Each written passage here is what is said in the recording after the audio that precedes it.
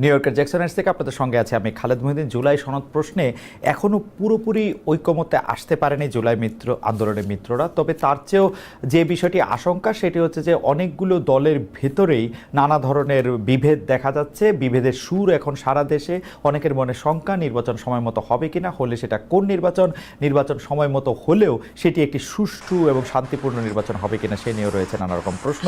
এইসব প্রশ্নের উত্তর পেতে আজ আমাদের সঙ্গে রয়েছে নাগরিক পার্টি বা এনসিপির দক্ষিণাঞ্চলের মুখ্য সংগঠক জনাব হাসনাত আবদুল্লাহ।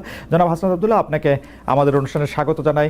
আপনি আমাদেরকে সময় দিয়েছেন আপনার এই নির্বাচনকালীন ব্যস্ততার মধ্যেও, নির্বাচনকালীন বলছি আমি, দল গোছানোরও ব্যস্ততার মধ্যে আপনি আমাদের সময় দিয়েছেন, সেজন্য আমাদের কৃতজ্ঞতা এবং শুভেচ্ছা জানবেন। আমাদের সাথে আরও থাকছেন গণ অধিকার পরিষদের সভাপতি এবং রাষ্ট্রের সাবেক ভিপি নুরুল হক নূর। আপনাকে আমাদের অনুষ্ঠানে স্বাগত জানাই। আপনি আমাদের সাথে যুক্ত হয়েছেন, সেজন্য আমাদের শুভেচ্ছা ও অভিনন্দন, কৃতজ্ঞতা জানবেন। কতগুলো প্রশ্ন রয়েছে প্রথম পর্বে, গুচ্ছ প্রশ্ন বলা যেতে পারে, আপনি যদি ছোট ছোট করে একটু জবাব দেন। আমরা অনেকগুলি বিষয় নিয়ে আজকে কথা বলতে চাই। এনসিপিকে নতুন রাজনৈতিক দল যেহেতু, এবং এরকম একটা রাজনৈতিক দল হিসেবে গড়ে উঠছে, তারা আমাদেরকে কোন বাংলাদেশের স্বপ্ন দেখাচ্ছে। আমি প্রথমে যেটি আমি আপনাকে জানতে চাই যে ইলেকশন করার জন্য একটু নিবন্ধিত হইতে হয়, সেই নিবন্ধনের জন্য জমা দিয়েছে, তার মানে অনেকখানি পথ পারও হয়েছে। আমার প্রশ্ন হচ্ছে, এনসিপি দলটাকে যারা নেতৃত্ব দিবেন বা সারাক্ষণ যারা সামনে থাকবেন, আমি যারা পদবিতে থাকবেন, তারা কি এনসিপি থেকে বেতন নেবেন? আমাদের সভাপতি, সেক্রেটারি সহ আমাদের সংগঠনের প্রত্যেকটি পদ সেটি হচ্ছে রোটেট করে হবে যোগ্যতার ভিত্তিতে, এবং একটা টাইম ফ্রেম বেঁধে দেওয়া হয়েছে। আমি দেখেছি খুবই ভালো করেছেন এটা 3 বছর। আমার প্রশ্ন হচ্ছে, প্রথম দিকে যে 5 জন নেতৃত্বে দিবেন বা 10 জন নেতৃত্বে দিবেন, তারা কি দল থেকে বেতন নেবেন কিনা 3 বছর থাকলেও? ওকে, ফাইন। তো সেটা নিয়ে আমাদের নিজেদের মধ্যে কথা হয়েছে, কারণ আপনি জানবেন যে আমাদের দেশের দীর্ঘদিনের যে রাজনৈতিক যে সংস্কৃতি রয়েছে, সেই সংস্কৃতিতে দেখা যায় যে আমাদের দেশের রাজনীতিবিদদের অর্থনৈতিক স্বচ্ছতা নিয়ে সবসময় প্রশ্ন থাকে, এবং রাজনীতিবিদদের বেশিরভাগ ক্ষেত্রে রাজনীতিবিদদের অর্থনৈতিক স্বচ্ছতা থাকে না, এবং সেটা সম্ভবও হয় না। দেখেন আমাদের দেশে যেই রাজনৈতিক কালচার, একটা রাজনীতিবিদ সারাদিন সময় দিয়ে সে নিজে আবার নতুন কিছু করবে এবং সেখান থেকে তার জীবন সংস্থান হবে, সেটা অলমোস্ট নেক্সট টু ইম্পসিবল। তো সেই জায়গা থেকে সেটা সম্ভব না। আমাদের দেশে দেখা যায় অনেক রাজনীতিবিদ একই সাথে নাকি আমরা অতীতে দেখেছি, সে হচ্ছে মৎস্য চাষ করে গরুর ফার্মও দেয়, তারপর হচ্ছে তার আইটি ফার্মও থাকে। মানে এটা কিন্তু আমরা দেখেছি, আমরা একদম আমাদের অতীত, খুব নিকট অতীতে এই ধরনের আমাদের ঘটনা হয়েছে, এবং আমরা দেখেছি সারা বছর ধরে রাজনীতি করে কিন্তু বছর শেষে দেখা যায় ট্যাক্স ফাইলে 1000 কোটি টাকার মৎস্য জায়গা থেকে ইনকাম হচ্ছে। তো এই যে আমরা এক ধরনের দ্বিচারিতার একটা সংস্কৃতি, রাজনৈতিক ছিল না, কিন্তু আমরা ক্রাউড ফান্ডিং পলিসিতে আমরা গিয়েছি, এবং সেখানে আমরা একটা বিষয় নিয়ে আলোচনা চলছে বর্তমানে। আমরা আমাদের জায়গা থেকে প্রস্তাব দিয়েছি, যারা হচ্ছে একদম ফুল টাইম পলিটিক্স করছে, আপনার একটা পদ হোল্ড করে খুব স্বাভাবিকভাবেই অন্য কোনো পেশাতে ওই সময়টায় সময় দেওয়া এটা ডিফিকাল্ট। সেজন্য আমরা প্রস্তাব দিয়েছি যে যাতে করে এটাকে বেতনভুক্ত করা হয়, যেন ওই পার্টিকুলার সময়ে যিনি যে সময়টা উনি ওই পদে থাকবেন, যাতে করে অন্য কিছুতে যুক্ত হতে না হয়। ওকে, তো ফুল টাইম যারা পলিটিক্স করবেন তারা আসলে বেতনভুক্ত হবেন। এটি আমরা কমিউনিস্ট পার্টিতে এর আগে দেখেছি, যে তারা ফুল টাইমার হলে তারা এরকম বেতন পাবেন। তো সেই ফুল টাইম কি আমরা প্রস্তাব যারা শুধু নেতৃত্ব দিবেন তারাই পাবেন, নাকি যারা কর্মী তারাও পাবেন? এটা কিভাবে ঠিক করা? আপনারা প্রস্তাবটা কি দিয়েছেন? না, আমরা প্রস্তাবটা দিয়েছি যে আমাদের তো এটার শুধু এক লেয়ারের নেতা কর্মী থাকবে না, শুধু একটা পরিবারের নেতা কর্মী বা একটা শুধুমাত্র ওই যে পিক এন্ড চুজ, যে আমাদের দেশে যেটা হইতো যে নেতার পছন্দের যারা থাকবে তারাই হচ্ছে পদে যাবে, এটার কোনো সুযোগ নাই। যোগ্যতার ভিত্তিতে কাউন্সিল হবে, কাউন্সিলের মধ্য দিয়ে আমাদের হচ্ছে একটা এক্সিকিউটিভ বডি থাকবে, একটা পলিটিক্যাল কাউন্সিল থাকবে, এবং হচ্ছে পলিটিক্যাল এক্সিকিউটিভ বডিটা হচ্ছে প্রেসিডেন্ট এবং সেক্রেটারি নিজের মতো করে কর্মসূচি বাস্তবায়নের জন্য যে এক্সিকিউটিভ। তাহলে আমরা দেখলাম যে সভাপতি, সাধারণ সম্পাদক বা কেন্দ্রীয় কমিটিতে বা যতখানি আপনারা ঠিক মনে করেন ততজন লোক আসলে এখান থেকে আপনারা বেতন নেবেন, ক্রাউড ফান্ডিং এর মাধ্যমে হোক বা দলের অন্যান্য আয় থেকে হোক, এটা স্বচ্ছভাবে এটা হবে। এটা আমরা প্রপোজ করেছি এবং এটা আমরা দেখেন, আমরা শুরু থেকে একদম এই দল গঠনের শুরু থেকে বা তারও আগে থেকে শুরু থেকেই শুধুমাত্র আমাদের দলের মধ্য থেকে না, আপনি যদি আমরা সবাই চেয়েছি। আমরা মাঝে মাঝে আপনি কিছুদিন আগে একটা জিনিস বলছিলেন যে আমাদের অর্থনৈতিক স্বচ্ছতা নিয়ে যেভাবে প্রশ্ন করা হয় অন্যদেরকে করা হয় না, আমাদেরকে নিয়ে প্রশ্ন করা হবে, এটা খুব স্বাভাবিক। কারণ আমরা কিন্তু এই না সেটা ঠিক আছে, সেটা ঠিক আছে, সেটা ঠিক আছে। আমরা এখন সেই জায়গা থেকে হচ্ছে আমরা এটা নিশ্চিত করতে যাচ্ছি। ওকে, থ্যাংক ইউ। তাহলে ব্যাপারটা দাঁড়াইলো হচ্ছে যে আপনারা সেটা ঠিক করবেন, প্রপোজ করেছেন, অনেক ধন্যবাদ। একটা নতুন বিষয় নিশ্চয়ই এখন, কারণ কয়েকদিন আগে আমি আরেকটি বড় দলের বিএনপির ভারপ্রাপ্ত প্রধান বা বিএনপি চেয়ারপারসনরা দল থেকে বেতন নেন কিনা সেই প্রশ্নেরও করেছিলাম। বিএনপি নেতৃবৃন্দ একরকম জবাব দিয়েছেন যে তাদের আসলে অন্য আয়ের উৎস রয়েছে, বেতনের কথা তারা বলে না। আমি কমিউনিস্ট পার্টি ছাড়া আর কারোর কথা শুনি নাই। আমার এখনকার প্রশ্ন হচ্ছে যে পার্টি সদস্যরা তো এখন বেতন নিচ্ছেন না, এখন চলছেন কিভাবে? ধরেন আপনাদের আহ্বায়ক জনাব নাহিদ ইসলাম কি করে এখন দিন গুজরান করছেন? ওকে ফাইন, আমাদের পার্টির সদস্য সবাই, মানে বিষয়টা এমন না যে এখানে বেকার, সবাই বেকার, বিষয়টা এমন না। আমার নিজস্ব কর্মসংস্থান রয়েছে, আমাদের পার্টির হচ্ছে অলমোস্ট সবারই কর্মসংস্থান। যাদের নেই সেই জায়গা থেকে আমরা হচ্ছে পার্টিতে আমরা ব্যক্তিগত জায়গা থেকে আমরা ডোনেট করি। যেমন আমাদের পার্টির সদস্যদের ইনিশিয়াল 5,000 টাকা করে হচ্ছে আমরা সদস্য ফর্মের ইয়া ছিল, মানে পার্টিতে যারা মেম্বার ছিল। তারপরে মান্থলি বেসিসে হচ্ছে আমরা সেখানে ডোনেট করি। না সেটা তো দলের জন্য, দলের যারা মানে ছিল দলের যে আমরা, এটা তো দলের জন্য আপনারা ডোনেট করতেছেন, দলের নেতার জন্য কি? দলের না, দলের নেতার জন্য আমরা ডোনেট করছি না। সেই জায়গা থেকে যেমন আমার জায়গাটা, মানে আমার জায়গাটা হচ্ছে যেমন আমি আমার অর্থনৈতিক বিষয় নিয়ে আপনার সাথে না সেটা ঠিক আছে, আমি আপনার কথা জানতে চাইছি না, কারণ আপনার কথা আপনি বহুবার আপনি এই প্রশ্নের সম্মুখীন হয়েছেন, আপনার কোচিং সেন্টারের কথা শুনেছি, আপনার অনেক কিছু শুনে হচ্ছে যে পার্টিতে আপনি ছাড়াও আরো অনেক নেতা নেত্রী রয়েছেন, দলের আহ্বায়কের কথা আমি বারবার জানতে চাইছি, কারণ হচ্ছে আমার অসংখ্য কলিগস রয়েছে। দেখেন আমাদের অসংখ্য কলিগস রয়েছে যারা নিজ নিজ জায়গায় প্রতিষ্ঠিত। আপনি তাসনিম জারাকে দেখবেন, তারপরে হচ্ছে খালিদ সাইফুল্লাহ ভাই আছে, এতেশাম ভাই আছে, তাসনুবা জাবিন আপা আছে, ডাক্তার। দেখেন আমি প্রফেশনালি যদি আলাদা করি, এই পার্টিতে হচ্ছে ডাক্তার রয়েছে, অ্যাবসলিউটলি আমার কোনো আপত্তি নাই, কিন্তু যাদের নাই, যারা চাকরি করেন না, চাকরির জন্য আন্দোলন করতেছিলেন, এখন আইসা মানে জাতির প্রয়োজনে, সময়ের প্রয়োজনে যারা নেতৃত্ব দিচ্ছেন একটি দলকে বা অন্য দায়িত্ব পালন করছেন, তারা কি করছেন সেটি আমি জানতে চাইছি। তাদের ক্ষেত্রে দল থেকে সাহায্য করা হচ্ছে কিনা বা টাকা দেওয়া হচ্ছে? একটা জিনিস দেখেন, সাংগঠনিক খরচের দায় দল নেয়। একটা রাজনীতিবিদ সাংগঠনিক যে খরচটা করবে সেটা তো আপনার দল থেকে সেটা ব্যয়ভার বহন করা হয়। আমি কোথাও জায়গায় সফরে গেলাম, কোন একটা মিটিং অ্যারেঞ্জ করলাম, কোন একটা কর্মসূচি বাস্তবায়ন করলাম, এটা আমার দল দিবে। সে বেকার হোক, সে কিছু করুক আর না করে, এটা কিন্তু দল দিচ্ছে। এখন তার ব্যক্তি পরিসরের খরচ সেটা সে কিভাবে সংস্থান করে, সেটা তার বাবা দিচ্ছে নাকি সে নিজে করছে, বা তার পারিবারিক সেই ধরনের সংস্থান রয়েছে কিনা, সেটা ব্যক্তি জানবেন। আমার মনে হয় যে আপনাদের দলের যে আহ্বায়ক আছেন, যে সদস্য সচিব আছেন, তারা কি করে আসলে মানে তারা তো দুইজনই তারা প্রায় চাকরি শুরু করেন নাই, ছাত্র ছিলেন, তেমন ব্যবসার সাথে যুক্ত ছিলেন না, আমরা জানি। তারা কি করছেন এটি যদি সামনে আসতো, আমাদের তরুণরা এক ধরনের সেটা নিয়ে ভিন্ন, সেটা নিয়ে কথা হতে পারে, কিন্তু আমাদের সাংগঠনিক যে খরচ, আমি সাংগঠনিক খরচের কথা আমি জানতে চাইছি না, আমি জানতে চাইছি যে রাজনীতি করার ক্ষেত্রে নতুন রাজনৈতিক দলের নেতৃবৃন্দ আসলে কিভাবে কার বাসার বাজার কিভাবে হয়, কার বাসার বাজার কিভাবে হয়।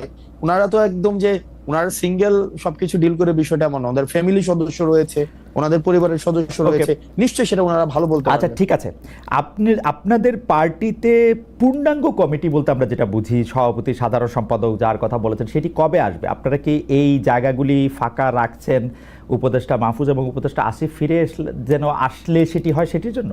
না এখনো কেন আহ্বায়ক কমিটি? না আপনি উপদেষ্টা মাহফুজ, উপদেষ্টা হচ্ছে আসিফ, উনারা যে আমাদের পার্টিতে আসবে বা আদৌ রাজনীতি করবে কি করবে না, সেই সিদ্ধান্ত উনাদের। এমনও তো হতে পারে ওনারা অন্য রাজনৈতিক দলে যেতে পারেন, এটা উনাদের সিদ্ধান্ত, যে উনাদের মতো করে আসলে এটা হবে। আমরা কি কোনো কাজ, এটা এক ধরনের রং পারসেপশন, এটা সম্পূর্ণ রং পারসেপশন। মানে এবং আমি আপনাকে এটা রং পারসেপশন, উনারা তো আপনাদেরই মানে ভাই, বন্ধু, সহযোদ্ধা, সহনাগরিক। ওনারা কি, আমি জিজ্ঞেস করতে চাই, ওনারা কি এনসিপির প্রতিনিধিত্ব করছে সরকারে? আমার কাছে এনসিপির তো তখন জন্ম হয় নাই যখন তারা সরকারে গেছিলেন। আমার কাছে মনে হয় উনাদের প্রতিনিধিত্ব এনসিপি করতেছে, এটা একটা, আমার কাছে মনে হয় উনারা আর আপনারা একই লোক। কেমনে মনে হয়? কারণ সকল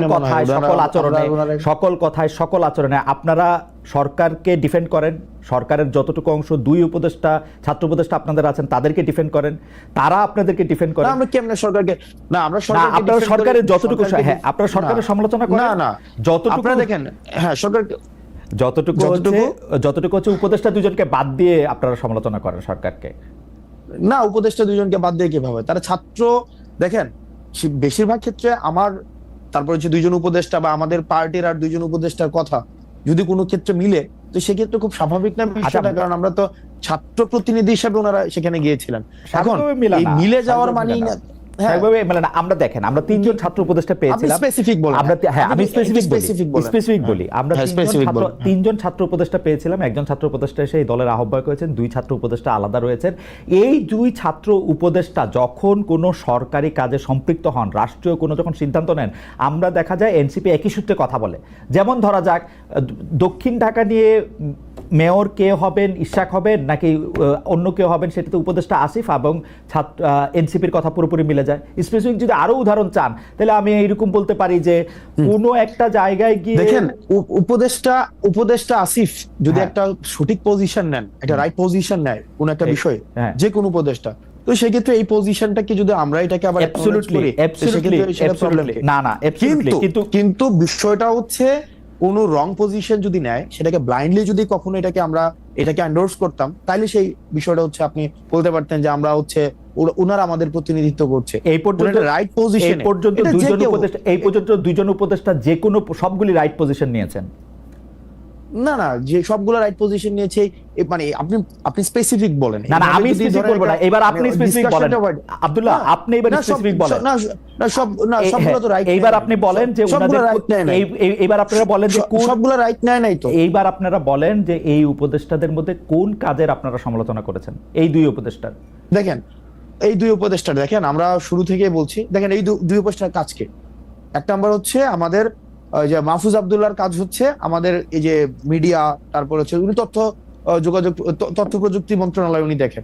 আমরা কিন্তু বারবার বলে আসছি, যেমন মিডিয়া নিয়ে আমরা বারবার করে বলে আসছি যে দুইজন আমাদের ছিলেন, একজন নাহিদ ছিলেন এবং মাহফুজ আব্দুল্লাহ ছিলেন। উনারা কিন্তু ফেল করছে, মাহফুজ আলম ছিলেন, উনারা ফেল করছে।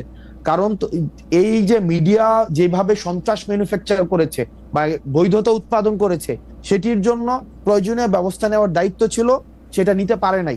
এই কথাগুলো কিন্তু আমরা সব সময় বলে আসছি। এই ব্যাপারগুলো কিন্তু আচ্ছা, যাই হোক হাসান, আজকে অনেক আপনারা প্রথম কথা হলো আমি বলি, প্রথম কথা হইলো যে আপনি আমার চেয়ে অনেক স্মার্ট। আপনি যদি এখন শাক দিয়ে মাছ ঢাকতে চান, তাহলে আমি এটা আমি বলতেছি যে আপনি মাহফুজের বা আসিফের কোন কাজের আপনি সমালোচনা করছেন? আপনি বলতেছেন যে যথেষ্ট পরিমাণে যে যারা হাসিনার আমলে সম্মতি উৎপাদন করছে তাদের বিরুদ্ধে যে ব্যবস্থা নেওয়া হয় নাই, সেইটা হলো মাহফুজের ব্যর্থতা বা আসিফের ব্যর্থতা। না দেখেন আপনি, না অবশ্যই ব্যর্থতা। কেন, মানে এখনো পর্যন্ত ওটা তো ওনার কাজ, এটার জন্য আবার আসিফকে দায়ী করা যাচ্ছে না। আসিফের কাজ হচ্ছে এলজিআরডি উনি দেখেন, উনি স্পোর্টস মিনিস্ট্রি দেখেন, আসিফ মাহমুদ এই দুইটা মন্ত্রণালয় দেখেন।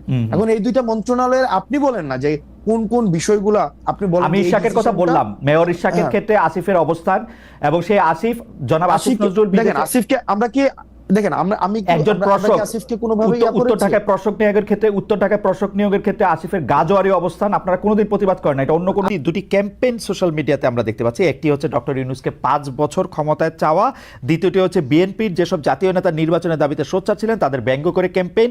এই দুটি ক্যাম্পেইন নিয়ে আপনাদের অবস্থান কি? কোন চাওয়াটা বা কোন দাবিটার পক্ষে আপনারা? জনাব নুরুল হক নূর।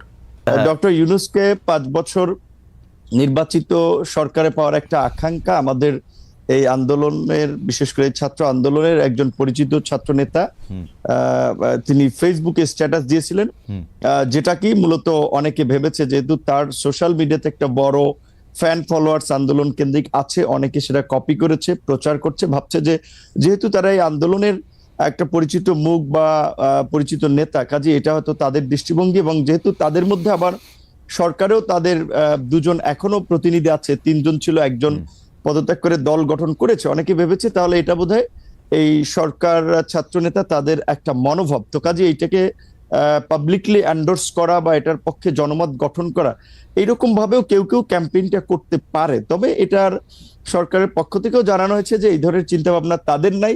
দ্বিতীয় কথা, সরকারের যদি থাকেও, এখানে আমি কিংবা সাকিব ভাইয়ের মতো আমরা যারা একটা গণতান্ত্রিক ব্যবস্থার জন্য আওয়ামী ফ্যাসিবাদের বিরুদ্ধে লড়াই করেছি, তারা তো সেটা কখনোই মানব না। কাজে এই ক্যাম্পেইনের পক্ষে থাকার প্রশ্নই ওঠে না। এবং আপনি কি চান যে, আপনি বলছেন যে ক্যাম্পেইনের পক্ষে, আপনি চান যে ডিসেম্বর বা জুনের মধ্যেই নির্বাচন হোক, সেটা আপনি চান? আচ্ছা, আমার পজিশনটা বলছি, আপনার দুইটার একটু উত্তর দিয়ে আসি। আর সেকেন্ড একটা ক্যাম্পেইন যেটা বলেছেন যে বিএনপির যেসব নেতা ইলেকশনের জন্য খুব সরব এবং সোচ্চার, তাদের বিষয়ে নানান ধরনের একটা ক্যাম্পেইন আবার চলছে, অনেককে হেয় করা হচ্ছে, নানানভাবে প্রশ্নবিদ্ধ করা হচ্ছে।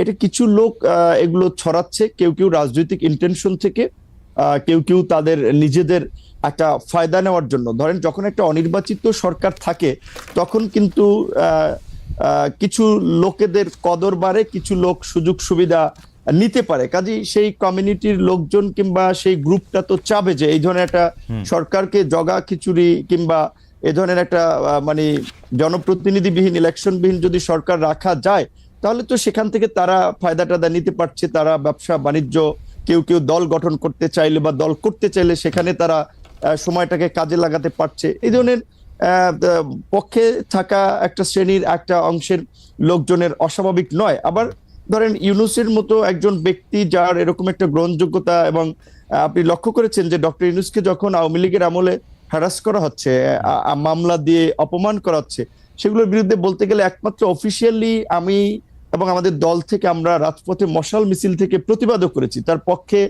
অনেকে আদালতে গিয়েছেন, সেটা ভিন্ন বিষয়। আমরা নৈতিক জায়গা থেকে তার পাশে দাঁড়িয়েছিলাম। তিনি যে আজকে সরকার প্রধান হবেন সেটা কিন্তু আমরা কখনো কল্পনাও ওইভাবে করি নাই। তো তিনি হয়েছেন, আমাদের একজন পছন্দের মানুষ ছিলেন, আমরা সবাই সন্তুষ্ট এবং আমরা তাকে সহযোগিতা করতে চাই ওই জায়গা থেকে যে এই অন্তর্বর্তীকালীন যে এই ফ্যাসিস্ট সরকার পালিয়ে যাওয়ার ফলে যে একটা সাংবিধানিক এবং রাজনৈতিক দেশে সংকট তৈরি হয়েছিল, এই পরিস্থিতি থেকে উত্তরণের জন্য এবং জন আকাঙ্ক্ষার একটা অবাধ সুষ্ঠু নিরপেক্ষ নির্বাচন করার জন্য আমরা একজন নিরপেক্ষ ব্যক্তিকে ইমাম বা নেতা বানিয়েছি, যে তিনি জনগণ এবং রাজনৈতিক দলগুলোর প্রতি ইনসাফ করবেন, একটা সুষ্ঠু নির্বাচনের পথে দেশকে এগিয়ে নিয়ে যাবেন।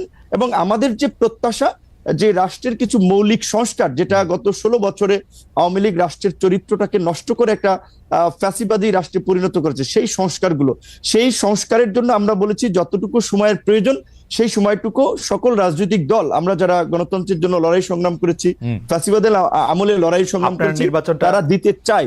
সেখানে ডক্টর ইউনূস সাহেব যেহেতু নিজেই বলেছেন যে আপনারা যদি ডিসেম্বর কিংবা বেশি সংস্কার চাইলে আরো 6 মাস তার মধ্যে একটা নির্বাচন হবে। তো আমার মনে হয় যে ডক্টর ইউনূসের কোনো ক্ষমতার লোভ নাই এবং তিনি ক্ষমতায় থাকতে চাবেন না। তবে তাকে ঘিরে কিছু মানুষ একটা প্রত্যাশা কিংবা চাওয়া, সেটা আপনার যৌক্তিক কারণে কিংবা তাদের সুবিধার কারণে চাইতে পারে। তবে ডক্টর ইউনূস আমার মনে হয় সেই পথে হাঁটবেন না, এবং আমার ধারণা ডিসেম্বর কিংবা জানুয়ারি কিংবা মার্চ এপ্রিল নাগাদ এই নির্বাচনটা বোধহয়। আপনি কি চান? মানে আমি ডক্টর ইউনূস এবং তার উপদেষ্টা পরিষদের প্রসঙ্গে এই কথাটা বারবার বলি, ডক্টর ইউনূস আসলে যদি রাষ্ট্র পরিচালনা ক্ষমতায় যেতে চাইতেন সেটা তিনি 2007 সালেই পারতেন, সেটা তিনি চান নাই বলেই এটা হয় নাই। কারণ আমরা সে সময় রিপোর্টার তার গ্রামীণ ব্যাংকের অফিসের সামনে